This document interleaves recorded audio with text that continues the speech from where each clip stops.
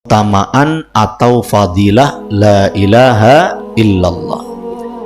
Yang pertama yang tadi sudah dibaca, satu riwayat dari Al-Imam An-Nasa'i yang meriwayatkan dari jalur sanad yang sampai kepada Abu Sa'id Al-Khudri dari Kanjeng Nabi Muhammad sallallahu alaihi wasallam. Riwayat ingkang nomor setunggal tentang Nabi Musa alaihi salam. Jadi Kanjeng Nabi meriwayatkan tentang kisah yang terjadi pada Nabi Musa. Nabi Musa niki nate nyuwun dumateng kersanipun Gusti Allah, ya Allah, ajari saya satu kalimat yang bisa saya gunakan untuk berzikir dalam lisan saya dan dalam hati saya. Maka Allah mengajarkan, katakanlah wahai Musa, katakanlah la ilaha illallah. Nabi Musa kemudian dawuh dumateng Gusti Allah, ya Allah, semua orang sudah mengatakan la ilaha illallah. Ini kalimat yang umum. Kula nyuwun dumateng panjenengan kalimat yang khusus yang hanya diberikan kepada saya. Mendapatkan pernyataan semacam itu dari Nabi Musa, Gusti Allah kemudian dawuh, wahai Musa, seandainya ada timbangan wonten sisi tengen, wonten sisi kiwa. Seandainya ada dua timbangan, kemudian aku jadikan satu timbangan itu adalah napa niki? Lau anna samawati sab'a wa amirahunna ghairi wal aradina sab'a ju'ilat fi kaffah. Seandainya 7 lapis langit dan 7 lapis bumi aku taruh di satu sisi timbangan, dan aku letakkan kalimat la ilaha illallah di satu sisi timbangan yang lain, maka pasti akan lebih berat timbangan kalimat la ilaha illallah. Riwayat ingkang nomor setunggal yang menjelaskan tentang fadilah la ilaha illallah ini menjelaskan kepada kita semuanya bahwa la ilaha illallah ini tidak main. Timbangan pahalanya sangat besar dibandingkan kalau kemudian 7 lapis bumi, 7 lapis langit. Berapa itu? Kita memandang langit seperti tidak ada ujung. Ke bawah 7 lapis bumi kita tidak pernah masuk ke dalamnya. Pasti sesuatu yang besar, tapi ketika ditimbang ternyata lebih berat timbangan la ilaha illallah. Niki riwayat ingkang nomor setunggal. Lalu riwayat yang kedua yang diriwayatkan oleh Abu Ya'la dari jalur sanad yang sambung kepada sahabat Abu Bakar As-Siddiq, semoga Allah meridhai beliau, meridhai keturunan beliau, dan meridhai kita semuanya, Allahumma amin. Kemudian dikatakan dalam riwayat ingkang nomor kali ini, alaikum bila ilaha illallah wal istighfari wa aktsiru minhuma fa inna iblisa qala ahlaktun nasa bidzunubi wa ahlakuni bila ilaha illallah wal istighfari. Dalam riwayat ini dikatakan, perbanyaklah membaca la ilaha illallah ditambah istighfar. Perbanyaklah membaca keduanya, karena iblis itu pernah mengatakan, aku membinasakan manusia dengan dosa-dosa yang mereka lakukan. Ternyata mereka membinasakan atau menghancurkan aku dengan kalimat la ilaha illallah dan istighfar. Berarti lek kepingin menghancurkan tipu daya iblis, banyaklah membaca la ilaha illallah. Wedi dikudo setan, takut terjerumus dalam perbuatan dosa, atau barangkali kita sudah melakukan dosa, maka kita hantam dengan banyak membaca la ilaha illallah. Sekaligus maos nopo dalam riwayat ini ditambah bacaan istighfar. Saged astaghfirullah mantun atau ditambahi al-azim. Astaghfirullahal azim. Memperbanyak membaca la ilaha illallah, la ilaha illallah. Terus banyak membaca astaghfirullah atau astaghfirullahal azim. Namun dalam kalimat berikutnya di akhir riwayat ini, iblis kemudian mengatakan falamma ra'aitu dzalik, ketika aku melihat hal itu, ahlaktuhum bil ahwa, aku membinasakan manusia dengan hawa nafsu mereka, sehingga kemudian yahsabuna annahum muhtadun, dan mereka menyangka terus mendapatkan hidayah. Berarti kita terus harus waspada. Meskipun ngaji tetap waspada. Karena kalau sudah iblis itu menghancurkan manusia dengan hawa nafsu, kadang menungsoi mboten kraos, menyangka dirinya sudah mendapatkan hidayah, padahal niati tasik dereng bener. Menyangka bahwa dia sudah berada di jalur yang benar. Ternyata ada kesalahan yang dia tidak tahu, yang harus kemudian dia benarkan dan dia luruskan. Manusia harus terus waspada terhadap tipu daya makhluk yang bernama siapa?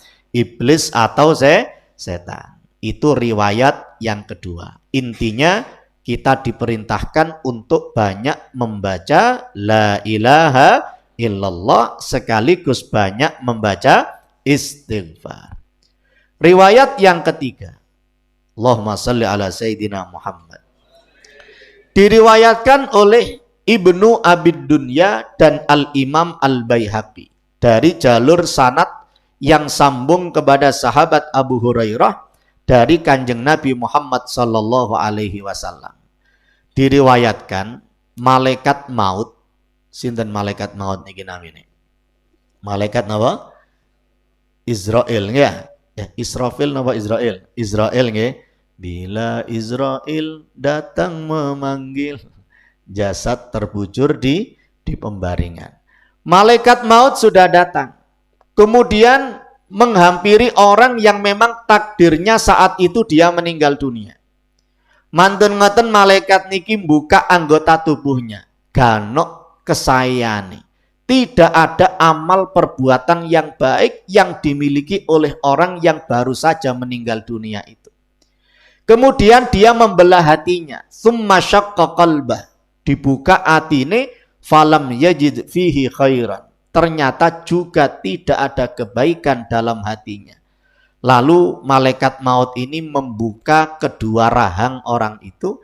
Ternyata di ujung lisannya wonten bukti bahwa orang ini pernah mengatakan la ilaha illallah. Apa yang kemudian terjadi? Faghufira lahu. Maka orang itu diampuni oleh Allah Subhanahu wa taala bikalimatil ikhlas, ay bikalimatit tauhid, berkat dia pernah membaca kalimat tauhid, kalimat la ilaha illallah. Berarti menurut riwayat yang ketiga ini pun la ilaha illallah ini juga tidak main-main. Tapi kemudian mek dianggap wis pokoke la ilaha illallah wis, gak usah sembahyang, gak usah poso, la ilaha illallah tok mboten saged. Maka dulu yang pernah kita sampaikan, Islam ini tidak sekedar agama ucapan, tapi agama perbuatan. Bisa dibuktikan gak la ilaha illallah itu dalam kehidupannya. Makanya riwayat yang keempat, riwayat yang terakhir, yang diriwayatkan oleh Al-Imam Abu Dawud dan Imam Ahmad bin Hanbal. Dari jalur periwayatan yang sampai kepada sahabat Mu'ad bin Jabal, seorang sahabat Nabi yang diutus untuk berdakwah ke negeri Yaman. Sahabat Mu'ad ini diutus pada sekitar tahun 9 Hijriah. Mu'ad, kamu pergi ke Yaman.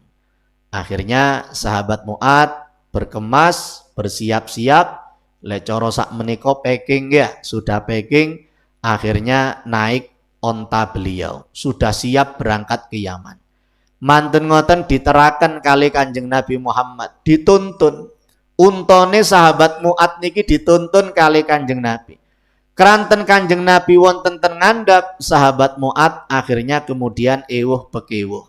Akhirnya beliau turun ke bawah mendampingi Nabi Muhammad, dan Nabi Muhammad terus menuntun onta sahabat Mu'ad bin Jabal.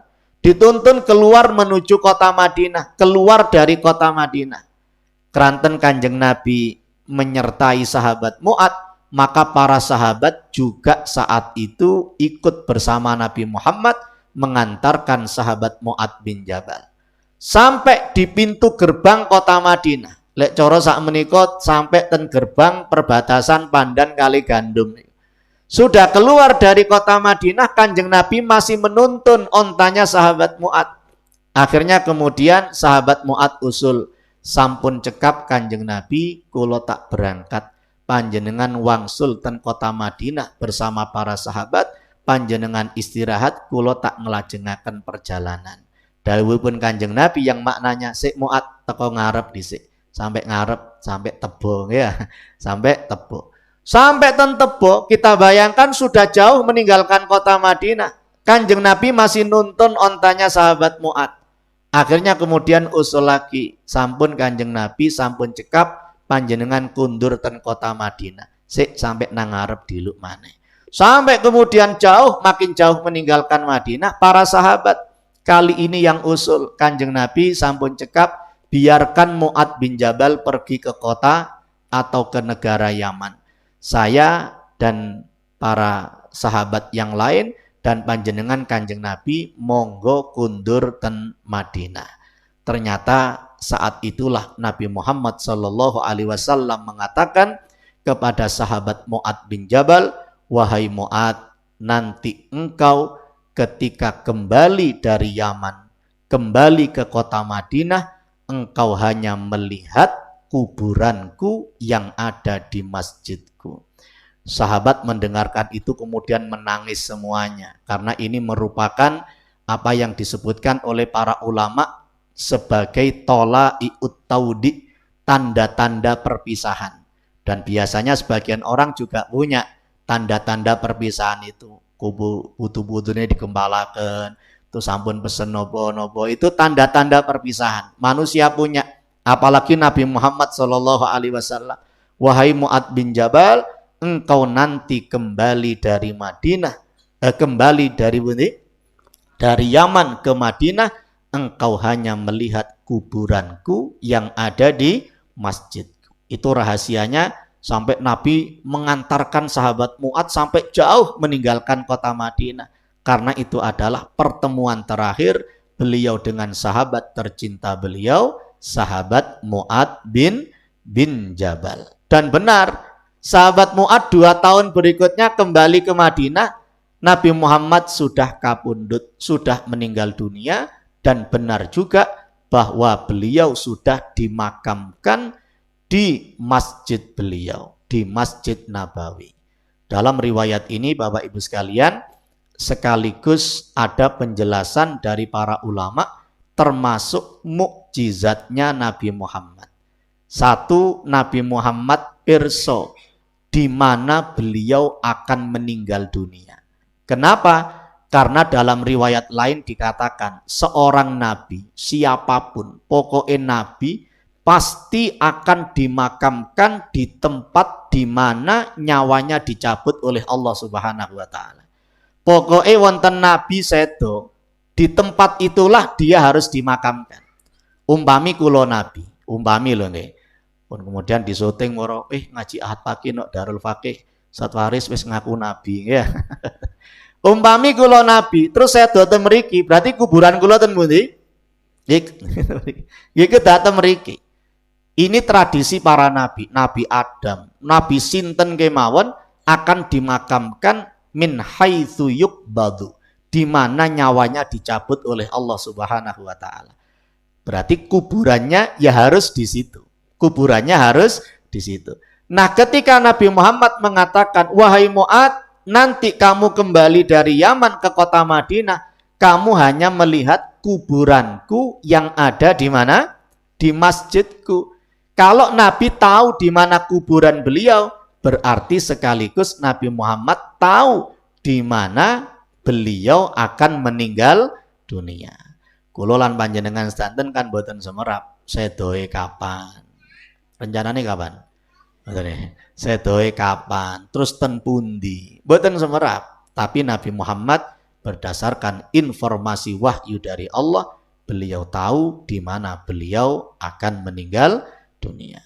Bapak Ibu sekalian, riwayat yang keempat ini, hadis yang terakhir, ini diriwayatkan oleh sahabat tadi yang dikirim ke Yaman, sahabat sinten? Mu'ad bin Jabal. Sahabat Mu'ad mengatakan, "Man kana akhiru kalamihi la ilaha illallah dakhalal jannah." Siapa orang yang akhir ucapannya, di ujung hidupnya, di ujung hayatnya, mengucapkan la ilaha illallah dakhalal jannah, maka dia akan masuk surga. Lalu ditutup oleh Syekh Zainuddin Al-Malibari. Kita memohon kepada Allah, semoga Allah berkenan menutup lisan kita di akhir hayat kita dengan ucapan la ilaha illallah. Yang dulu pernah kita sampaikan, dilihat track recordnya. Ilah itu segala sesuatu yang kita nomor satukan, berarti mari dalam menjalani kehidupan ini kita senantiasa berusaha berikhtiar untuk selalu mengutamakan Gusti Allah. Dengan cara apa? Menjalankan perintahnya, menjalankan aturannya. Dikengken ngayambes ge ngayambes, dikengken osop ge osop. Napa poso niki? Dikengken poso ge nggih poso. Dilarang melakukan ini, mboten angsal kubam, nggih berarti mboten angsal kubam, mboten angsal buka didik, jos oplosan, topi miring, campur whisky, campur metanol, campur oli top one. Ya, oli ini kurang kental, tambahi oli samping. Mboten angsal nggih mboten angsal. Yang dihalalkan oleh Gusti Allah lebih banyak apa lebih sedikit? Lebih banyak. Tempe, mendol, napa malih? Tahu, dugi delit tok niku menjes. Lah kok sik jarak-jarak nang narkoba. Minuman sing halal kuwatah, sing halal kathah. Napa mawon? Kuwatah pun lek panas nggih ngombe es degan, lek adem ngombe tahwa, kopi nggih ya. Pilihane kathah. Lah kok sik golek napa niki? Golek banyu londo barang ya. Yang dihalalkan lebih banyak. Dulu ketika Bahthul Masail NU, Yai Sahal tasik wonten.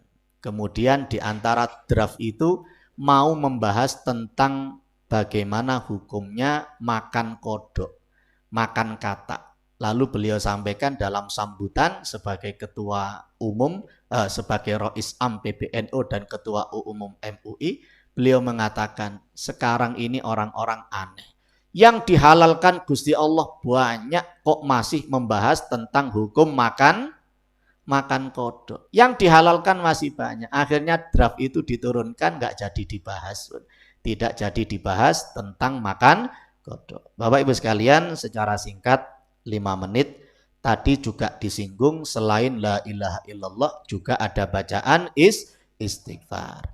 Istighfar yang pertama, kalau kita kepingin ampunan, maghfirah dari Allah Subhanahu wa Ta'ala, sebesar apapun dosa kita, juga jangan pelit-pelit untuk memperbanyak membaca istighfar. Gusti Allah dawuh dalam hadis qudsi, qala Allah berfirman, ya bena Adam, wahai manusia, innaka ma da'autani wa rajautani, selagi engkau mau berdoa kepadaku, mau mengharap kepadaku, ghafartu laka ala ma kana fika wala ubali, pasti aku dawuhipun Gusti Allah akan mengampunimu sebesar apapun dosamu, aku tidak peduli. Dawuhipun Gusti Allah.